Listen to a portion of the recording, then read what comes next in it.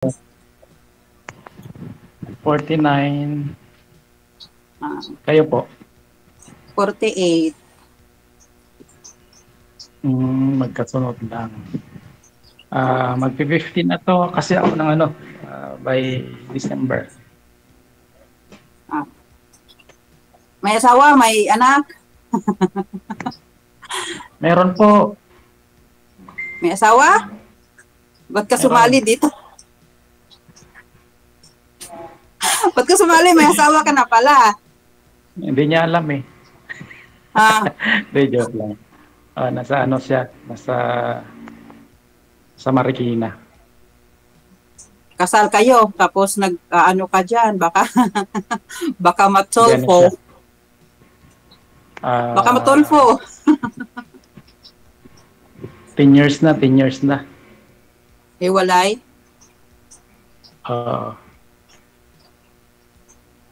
Sa na lang, sa baby na, sa bata na lang.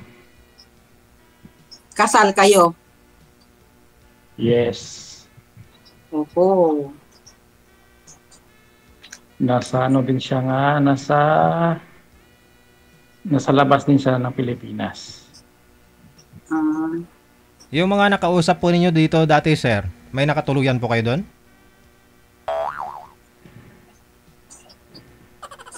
So, nasa Saudi po kayo ngayon? Ay, bungol.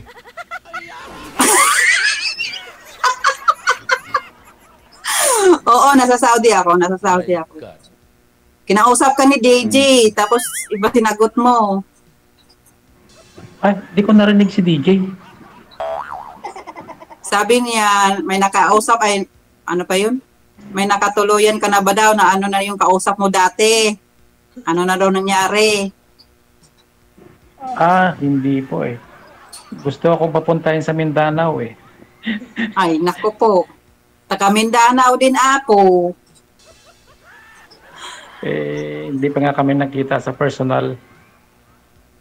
Taga Mindanao din ako. Saan po kayo sa Mindanao?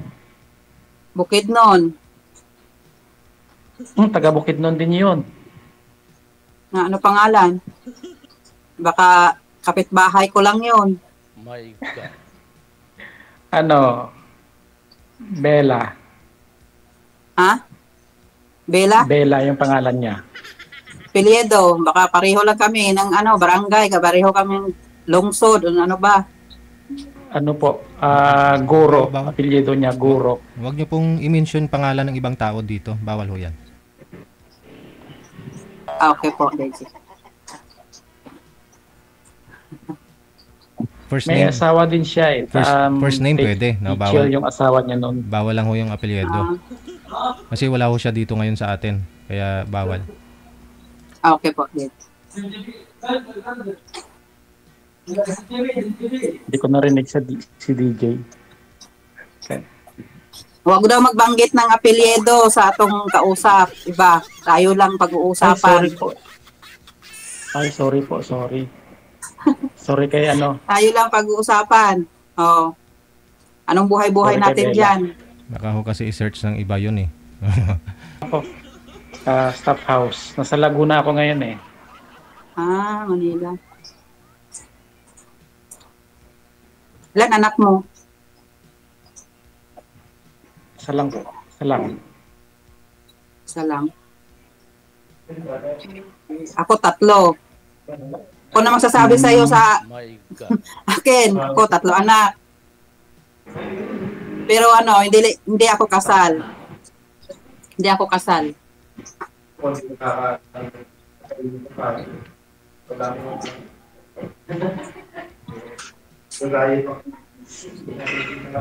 Maingay, May tatanong ka ba sa akin? maingay kasi. Kaya di niya marinig. Mahina po yung signal. Nawawala-wala. Ano na? Lakas naman ng signal ah. Ako, lakas ng signal ko. Signal number 10.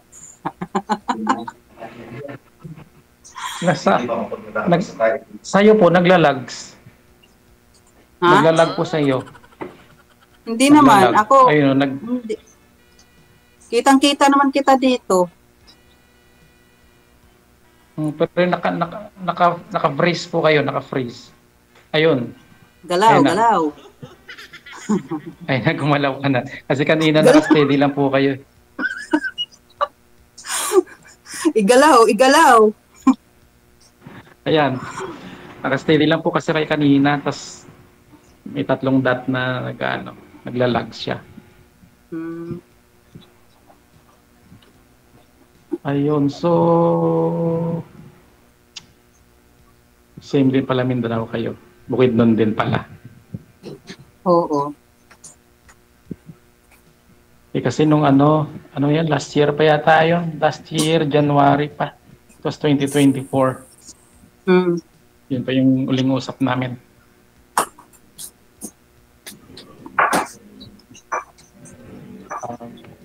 Malalaki na po ang anak niyo. Oo, 19 na yung 19 na yung bunso ko. Oh, Babatiin bunso, ko pala 19 din. mamaya, DJ ha. DJ, pwede bumati sa anak ko. Batiin niyo pa, ma'am. Pwede? Babatiin ko lang muna anak ko ha.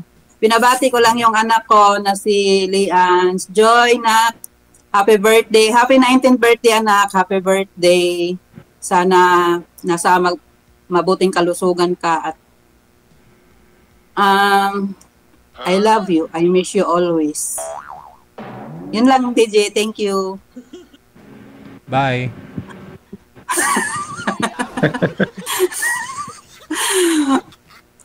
Yung niyo ma'am, yung panganay niyo po, ilang taon na po siya?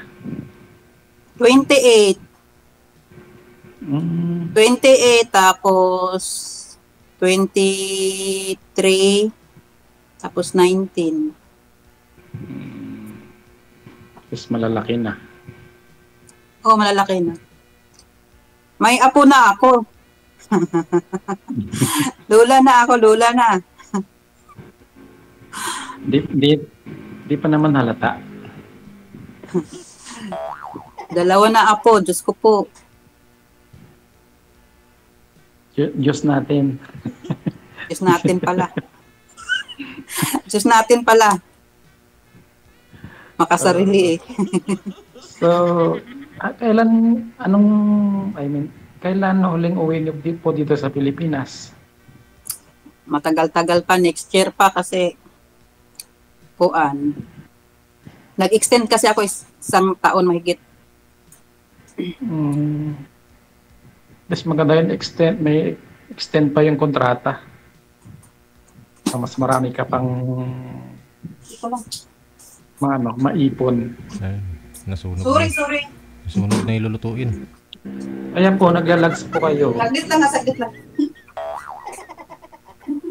Pero naririnig kita. Nag-call kasi ang easy. Yung tubig ng easy, kaya bigla kong nawala. Nagtulo kasi yung easy. Biglang yung tubig. Sorry, DJ. Nagkaroon ka ba ng relasyon na bago pagkatapos ng marami ka relasyon? Hindi. Lagi akong nasa destino, nasa trabaho lagi. Ano ba trabaho mo? Sa Manila. Sa Manila kasi ako naka-base, nandito yung trabaho. Then, Ano trabaho mo? Anong klaseng trabaho? multitasking ako dito eh. Driver, tapos technician minsan. Okay. Ako,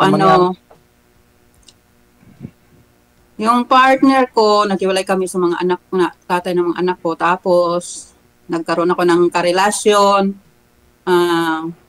After maghiwalay kami ng partner ko, after 1 year, nagkaroon ako ng karelasyon. Tapos, yun, magaling. OFW din yung naging karelasyon ko last. Nasa 5 years yata kami or 6 years. Tapos, nandito siya din sa Saudi, kaso dapat sabay kaming uuwi this year. Dapat sasabay kami uuwi. Tapos, umuwi siya nauna umuwi, ang galing. Kaya doon umuwi sa ibang babae. Yun lang. Sayang naman yung 5 years. Ay, nako. Mahirap magtiwala talaga. 5 years. 5 years na yun, ma'am. Sayang yung yung pagsasama niyo yung relasyon niyo ng 5 years. Oo, sayang. Sayang talaga kasi nakipagrelasyon naman ako, hindi naman ako nagrerelasyon ng habang may karelasyon, nakipagrelasyon sa iba, hindi. Talagang focus lang ako sa kanya dapat. Tapos, yun nga lang, umuna siyang umuwi nung Mayo.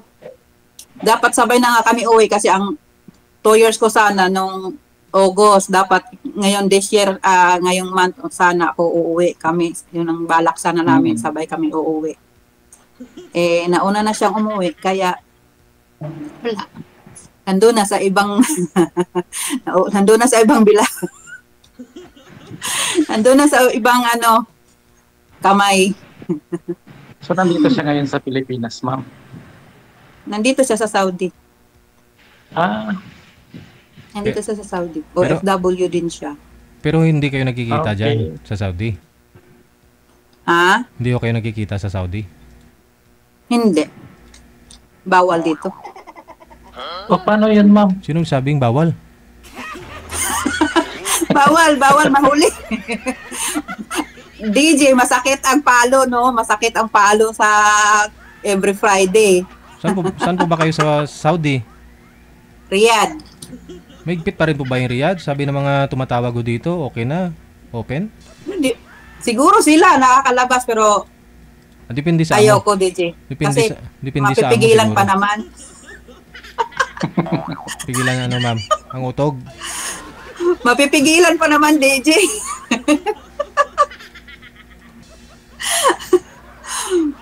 Hindi tayo magkikipagkita.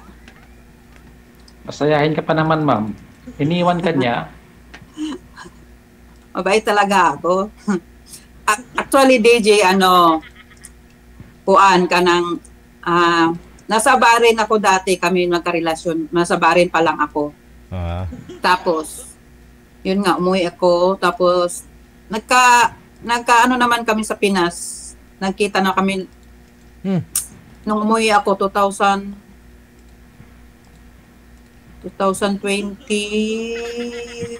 22.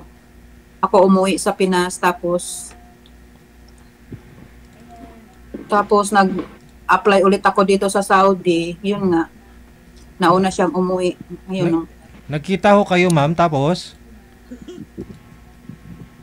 Nagkita kami sa Pinas, nagsama din kami ng ilang buwan doon sa Pinas. Tapos, yun nga, usapan kasi namin na marami naman sana kaming plano na. Tapos, yun nga lang, nung nagtapos siya nung Mayo, umuwi siya ng Pinas nung Mayo. Tapos, sa iba na umuwi. May ibang kasabay, DJ. Dapat kami magkasabay umuwi, no? Dapat ngayong buwan na to. Tapos, yun nga lang, yun. Wala na.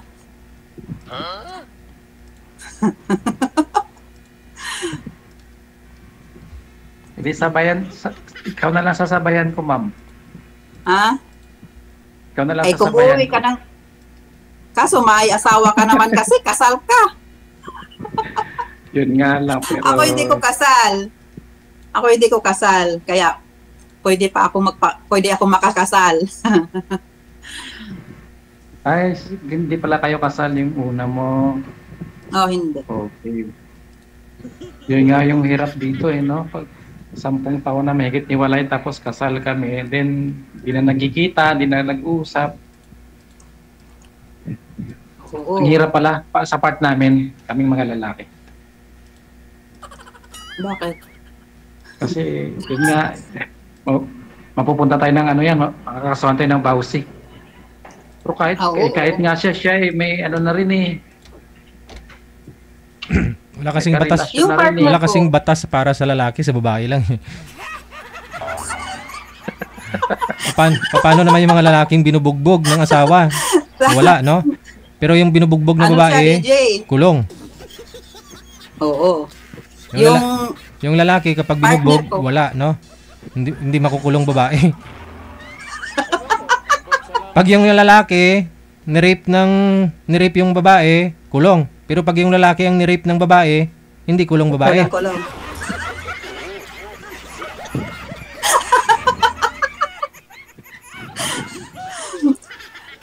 Yung partner ko, may kasama ng iba. Masakit mo. Sa akin din, nasa ano siya nasa Guam. Masakit, kaso okay lang. Hindi ko naman siya mahabol para sa vowsy kasi nasa Guam siya. Ang last part na US na eh.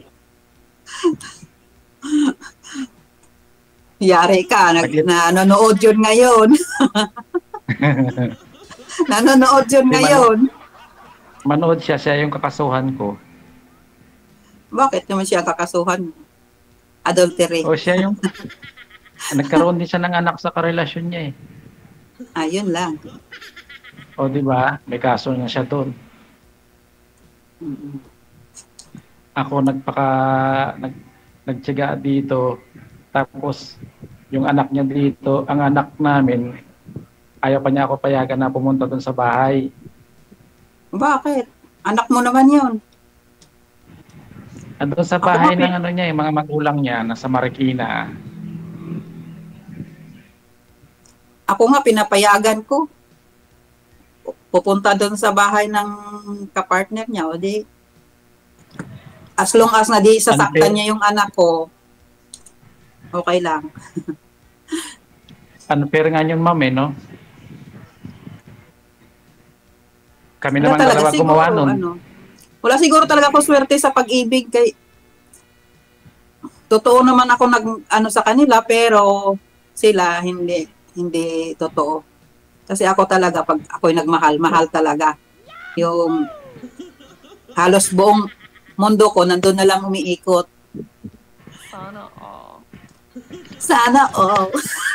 Oo, totoo yun, DJ. Pag ako'y nagmahal talaga, isa lang, yung halos yung mundo ko nandun lang talaga. Kasi, basta ako ganun ako magmahal. Isa-isa lang, pero talagang totoo ko magmahal. Yung hindi talaga ko yung ayaw kong may masabi sila. Kaya nung naghiwalay kami, tsaka ako nagrelasyon kasi nga may alam na ako na nakipagrelasyon na siya sa iba. Kaya nakipagrelasyon na ako. Tapos, siyempre, inaano ko pa rin baka sakaling pa kami ng partner ko para sa mga anak namin. Pero, meron na kasi siyang kinakasama kaya hindi ko na inaano. Ayaw ko nang magulo pa kasi meron na siyang iba eh. Pero nung hindi ko pa alam na inaano ko talaga na magiging okay kasi nga para sa mga bata. Meron na siya. So, ako na lang ang Tapos ngayon naman, oo. Tapos yung ngayon naman, niloko naman ako, no? Ang sarap kutusan. Baka makutusan ako Hindi, kasi ako talaga wala talaga sana akong problema sa basta kung mahalang talaga ako, yun lang. Basta basta totoo lang talaga. Kasi mahirap. Ano po ba hinahanap mo sa isang lalaki? Siyempre, yung hindi ako sasaktan physically. Kasi pag once na ma-physically ako, kahit gaano pa kamahal yun. Sorry, goodbye. Tsaka yung nirerespeto kami. Nirerespeto ako, lalo na yung pamilya ko. Kasi ganun din naman ako eh. Marunong din ako rumispeto sa pamilya ng partner ko. O kanino yung Kasi kung walang respeto, mahirap. Tama po. Yun naman respeto ng irerespetuhin ako at irerespetuhin din yung mga parte ng pamilya ko. Kasi marunong din ako magrespeto sa'yo, marunong na ako rumispeto sa'yo at marunong din ako rumispeto sa pamilya ng kahit sino. Yun naman po ang dapat. Respeto ang sa isa't isa. Oo.